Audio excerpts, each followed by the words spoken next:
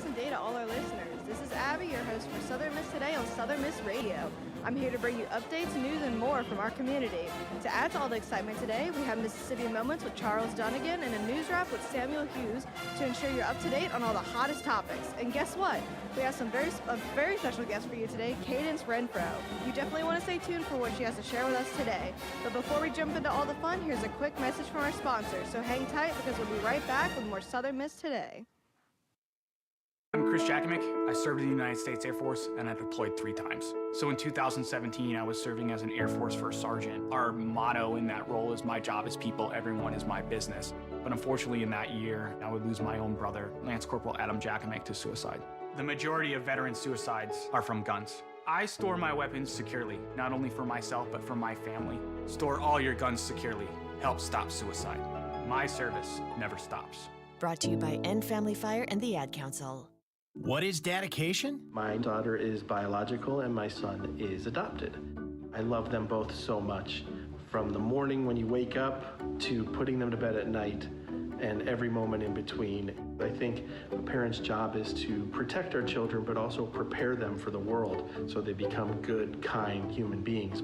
That's dedication. Find out more at fatherhood.gov. Brought to you by the U.S. Department of Health and Human Services and the Ad Council.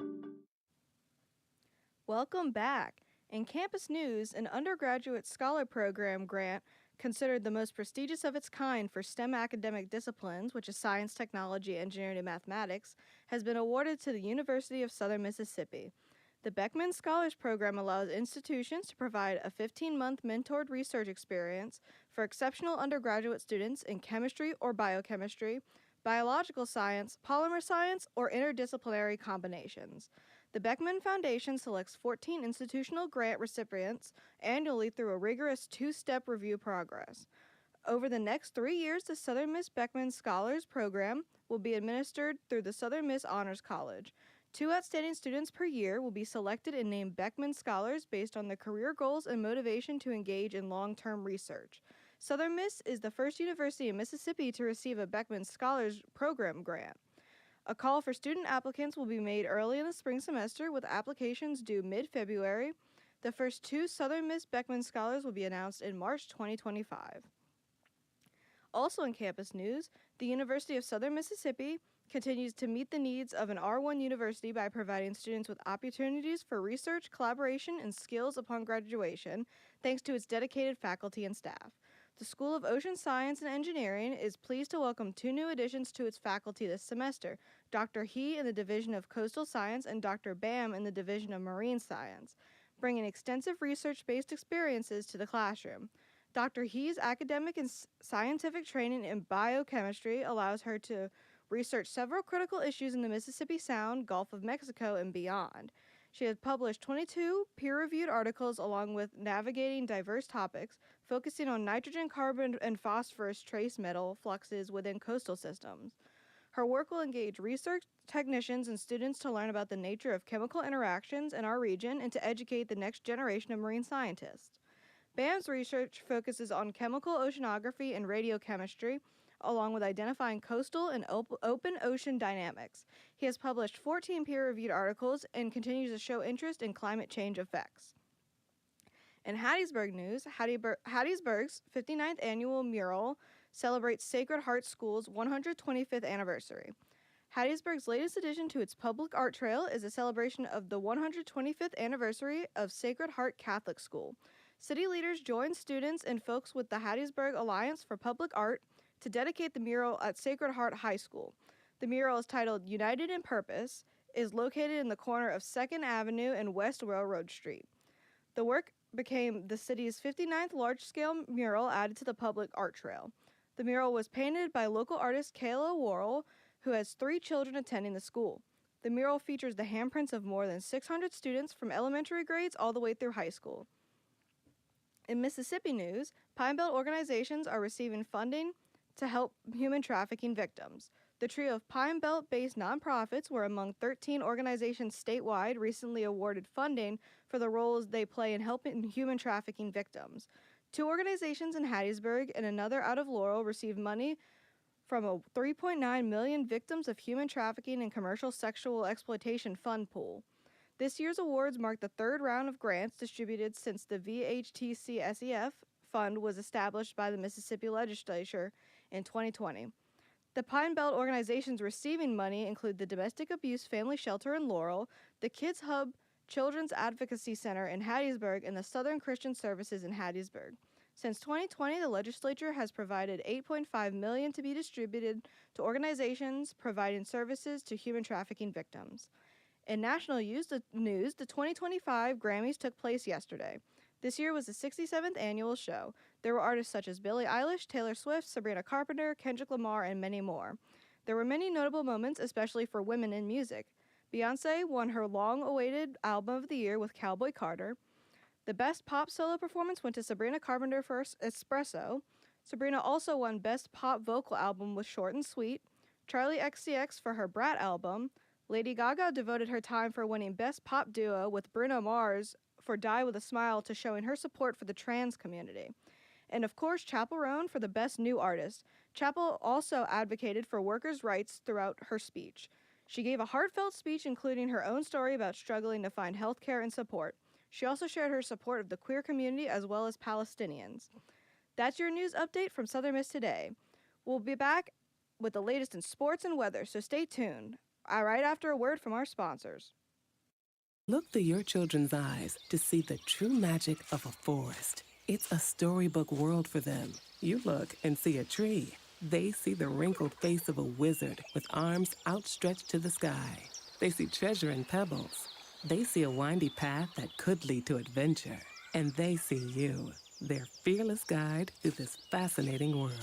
Find a forest near you and start exploring at discovertheforest.org. Brought to you by the United States Forest Service and the Ad Council.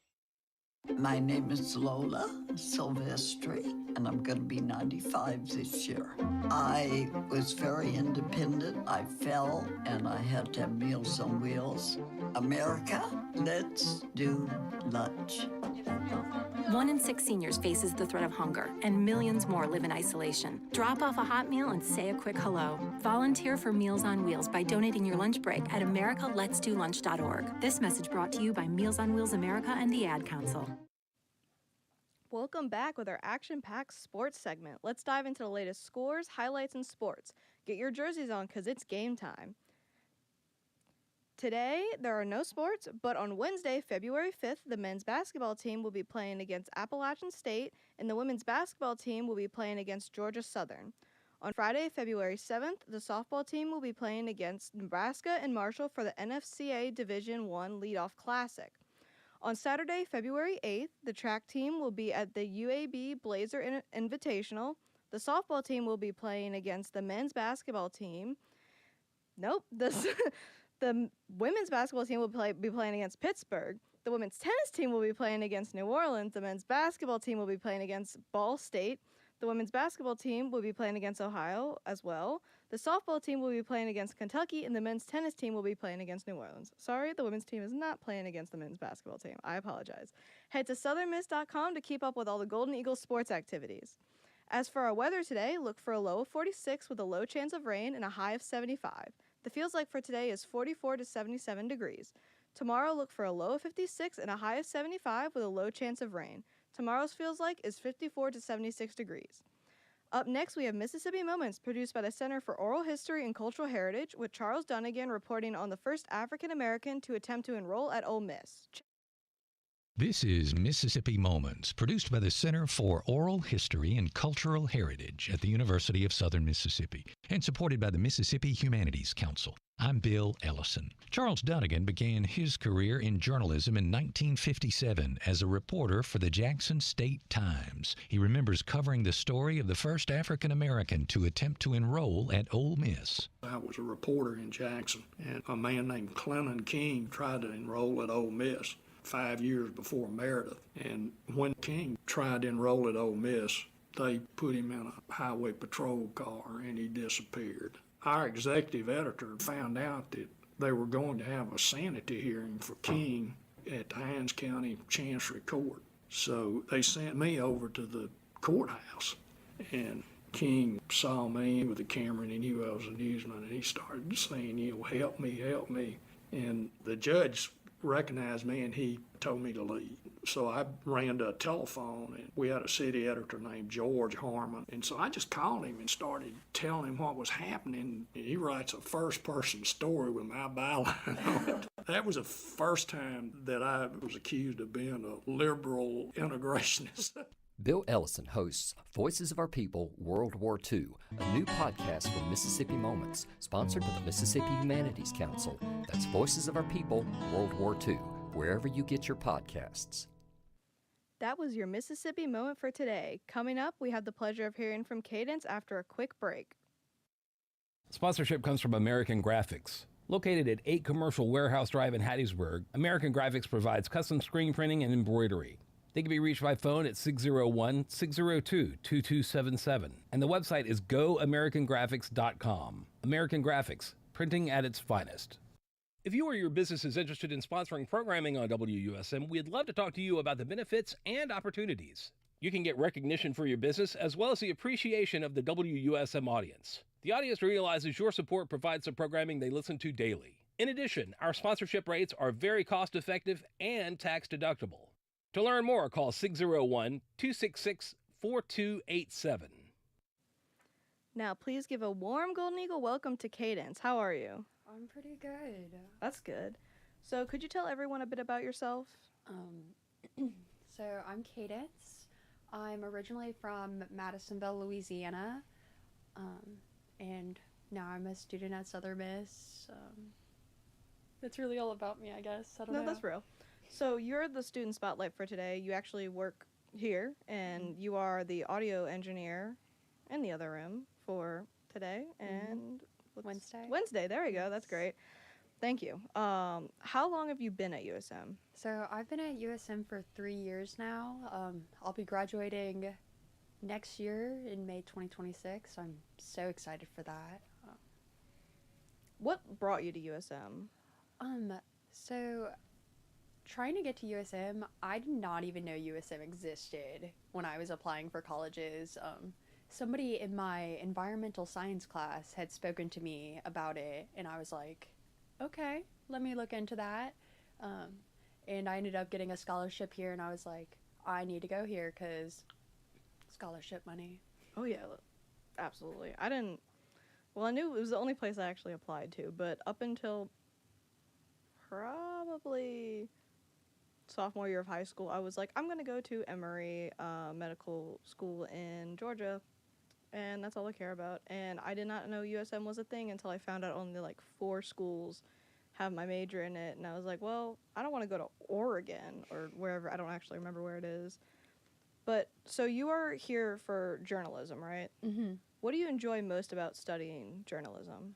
I really enjoy being able to talk to a variety of people. In a lot of my classes, we do articles. So I'll get to go out and see what people are talking about, get to interview them and see what their perspectives are on things that are happening around Hattiesburg. How did you get into journalism to begin with? So my friend Sophia, she used to be a journalism student here. She just graduated this past winter. She was my coworker at my old job, and she was like, you need to do journalism, because I used to be a geology major, and I loved geology, but I was having I was like, I need to do something else. Too many This rocks. is it for me. Yeah, too many rocks. I love the rocks, but I was growing too much of a collection. I was like, this is a problem now. And so I talked to Dr. Davies, and from that moment, I was like, okay, I'm going to be a journalism major. I'm going to become a journalist. Oh, yeah. When you were younger, did you want to be like a geologist, or well, obviously when we're little, we have complete different views. Oh, yeah, like, I think when I was a kid, I wanted to be like an astronaut. I don't even remember what I wanted to be. I do know that, sorry Seb, calling you out, our other audio engineer for the other day wanted to be a soccer ball. Yeah. And I listened to him talk about that in public speaking. It was great. But when did you get into geology? I want to say around my junior year of high school, I was taking environmental science, and my teacher, her husband was a geologist, and I thought that was very interesting. I really enjoy like the paleontology side of it all. I think learning about the past and the species that existed in the past can tell a lot about evolution that's occurring today. And that was a really interesting topic for me to learn about. I enjoyed learning about it. But again, just wasn't the field for me to go into for career. The real question is, how much do you like dinosaurs? I love dinosaurs. Obviously, 100%. I think that's how most people actually get into it. I'm gonna be so honest with you. Yeah. So, what would be your dream job in journalism? Going away from the dinosaurs and geology, I apologize. I would say just a reporter. Like, I just want to work and be able to talk to people, and I would love to travel and work. I would love to be like a traveling reporter and go to different places in the world and report on things that are happening there. I think that would be my dream. You meant, obviously, as you mentioned, you switched from geology to journalism, but did you ever do anything journalism related in high school? Or was it like completely... It was a complete where. switch. I was, in high school, I was like, I'm doing geology. Like, after I made up my mind, like, that was it. And so I just hung out with my other friends that were environmental people. My other rock friends. My little rock friends. Yes, that's where I was. So what do you plan to do after you graduate? I'm not exactly sure yet. I want to move. I want to try and go to like St. Louis or Chattanooga, Tennessee. I've never left the South, so I'm trying to get somewhere where I can get a different perspective. And hopefully I'll be able to get a job just as a reporter somewhere locally. Because I don't want to go in and try and get a job with somebody like NPR or ABC, like a big corporation. I want to work locally, just somewhere new locally. Yeah. Would you ever consider being like a news anchor? Or like, I don't know if news anchor is a little bit different than radio hosts, because like I cover a bunch of other stuff, but like if there was a radio station or like a podcast or something that did specifically stuff in journalism. I would love to be like a little, like have my beat be like crime, honestly. I love hearing about crime. As sad as it is, like there's a lot of sad stuff that happens within crime, but I do think it is a very interesting thing to follow, and I would love to be a reporter on that beat. Yeah. I'm forensic science with minor in criminal justice going into CSI, so I'm very like we'll be oriented in that. But when I'll be talking to you. Oh yeah, I'm just gonna pull up and I'm be like, hey, dead rocks. I don't know what I'm talking about, but anyway, even when I do my news for this, I will avoid the ones about shootings and stuff because I'm like, I don't. Yeah, like it's sad, but it's stuff that people need to know about. Yeah, and what's happening. And like if it's something that's old enough as in like multiple days old enough, or it's not something directly on campus, if I can find something else, I will do it, especially if it's everywhere, it's all over other news things. I'm like, I feel bad, especially because half the time news channels don't even get the permission of families to talk about it, and I'm like, I'm just taking from someone else who also didn't have permission. But I think I did one time. No, I did two, and it was last semester after fall break. There were 3 different times that 3 different buses in the same area flipped and blew up. Jeez. And that felt more significant to cover because the first one I covered it because it was the only one that was on there, and then the second time it happened I was like, okay, it's weird that it happened twice. Yeah, and then it happened a third time? And then it happened a third time. I didn't cover it that third time. I was like, it's going to keep happening if I keep talking about it, I feel like. You gotta stop talking. You're bringing it on, I don't know. That's awful. That's actually awful. Ugh. So, to completely go away from that just now, how did you get interested in SM2? Because obviously, like, you work here. Everybody was like, join SM2. And I was like, okay. It took me a while to get over here. I wasn't really sure. I was really worried. I'm very anxious, and I was like, what if they don't want me there? Like, what if I'm not good enough at whatever I end up doing?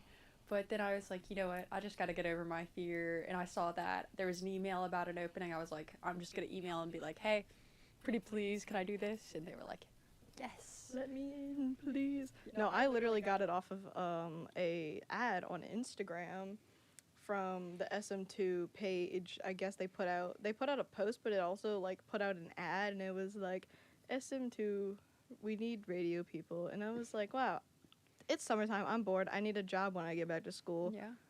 Apply. This is not even close to my major, but you know, it's always fun to and get involved. I wasn't even host. I was booker at first because I was like, that seems the easiest with not being a communications major, because like y'all do the packages and all the assignments that are tied into it.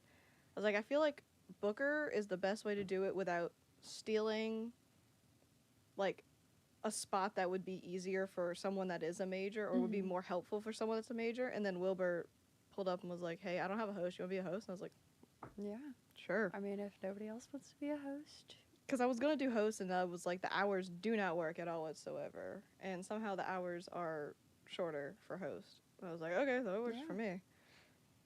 Let's see. What do you you haven't been here very long, but what do you enjoy about working for SM2? I really enjoy how friendly everybody is.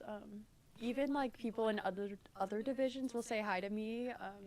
I haven't talked to a lot of them before, but they see me and they're like, hey, like, how are you? And I just really love how friendly everybody is. I have not experienced that before. Like, this is my first time joining a organization on campus, I guess, is how I should phrase it. But I really just enjoy that. I love getting to see how everything works and get some first, like, hands-on experience doing something within the media. Oh, yeah. Everyone's really nice here. It scared me a little bit. I was like, you are going to do something to me. I know, like, I have, like, a natural distrust, and I'm like, oh, but... No, genuinely, most people are wonderful. Like, I got really sad when we had to switch for semesters, and our person, one of our people had to graduate. It's like, no. Actually, we had the middle of the first semester, our, what is it, audio engineer, what Carl does, he had to leave because he went to go work at Dillard's on security cameras. He's like, it pays more. I was like, okay, but you don't like hearing me talk to you? Well, talk to everyone else. Or he would play Taylor Swift all the time, so I'm honestly, he can have his time at Dillard's. He can play Taylor Swift at Dillard's. Yeah, he can play Taylor Swift at Dillard's. He can do that all he wants. But genuinely, everyone is so nice here, and it's not even my major. I think I know more people here than I do within my major. Yeah. I would, like, as weird as it is, I feel like sometimes the people over in STEM are a little bit quieter. They're a little bit more to themselves, which is totally valid. But once you come over here, it's like everybody's like, hey, like, they want to talk, and I do love that. It was a little scary. Yeah, at it's first. definitely a little scary at first. No, because I'm used to, even like some of the professors will like, they'll talk in front of the class, and you go talk to them, and they'll like scurry off, and they're like, no, I'm trying to hide. Don't talk to me. But they're all so sweet. Like, they all are they very really nice. are. Yes, please come talk on here about your job. Your job here at the school, or and research. Yes, please. I beg. Is what you already mentioned that you want to do like research and journalism, but is by chance your audio producing at all play a role to anything you want to do career wise? I think it could. I can't think of like exactly how. I think it could though, because I know there's a ton of news organizations that have like podcasts now. And I listen to a lot of those, and maybe one day I could be on those, and it's somehow my radio producing thing over here will tie in just perfectly. Yeah, because we've got the Mississippi Moments is a podcast, I believe, that we... I want to say it's from somewhere on campus. I don't actually know. I just know it's the same guy every single time. Well, thank you for being our guest today. Thank you for having me. Of course. Coming up, we've got Samuel Hughes on lawmakers' upcoming change in grocery taxes.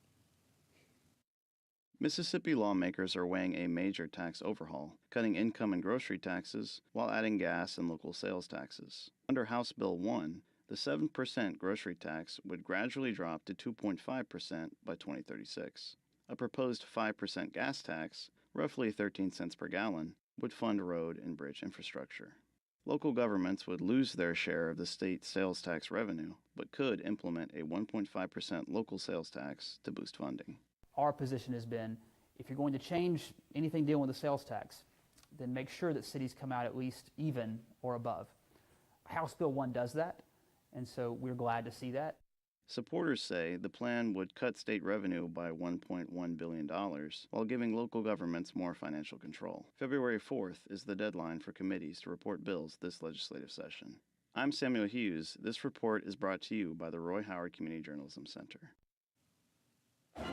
Thank you for listening to Southern Miss Today on Southern Miss Radio. We are thankful for Carl Wilson, our audio engineer, Gabby Collier, our film producer, for keeping this bird soaring. We especially want to thank our program director, Adeline Fields, our audio producer, Cadence Renfro, our booker, Austin Flores, and our general manager, Dr. Martin, as well as Cadence once again for being our guest today. That's all for today on Southern Miss Radio. Check out Southern Miss SM2 on YouTube, Facebook, Instagram, wherever you can find it. Thank you for listening, and remember, fly, eagle, fly. I'm your host, Abby Buzegard, signing off. Stay creepy. Sponsorship comes